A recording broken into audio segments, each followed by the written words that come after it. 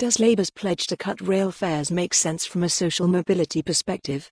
Grace Blakeley, economics columnist at the New Statesman, says yes, many have pointed out that middle earners are most likely to use trains, but few analyse why.First. Trains around London are too expensive for many commuters, meaning that they are forced to use slow and cramped buses.Second. Outside London trains often aren't an option because of the parlous state of our rail infrastructure, particularly when travelling from east to west in the Midlands and the North.Understanding. The impact of Labour's pledges on transport requires taking them as a whole.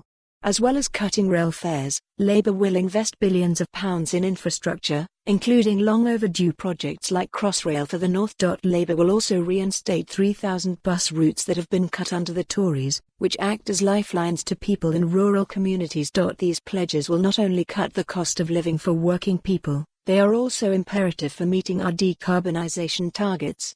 Investing in public transport across the country is the only way we will achieve a just, prosperous and sustainable economy.Emma Revell, head of communications at the Institute of Economic Affairs, says No.Rail accounts for a tiny 2% of journeys taken each year in the UK.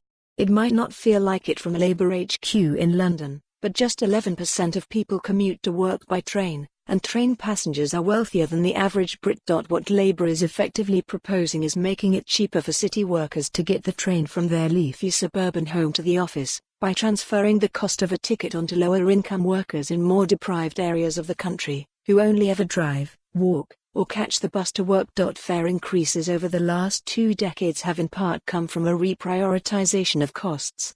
In 1995, half the day-to-day cost of running the railways was borne by travellers, and the rest by taxpayers. Today, roughly 75% of the cost sits on passengers' shoulders. It is bad public policy and bad politics to burden people who don't use trains with the cost of the service, especially when the latter tend to be those in lower income brackets. Main image credit, Getty. For more on this story, visit the news article link.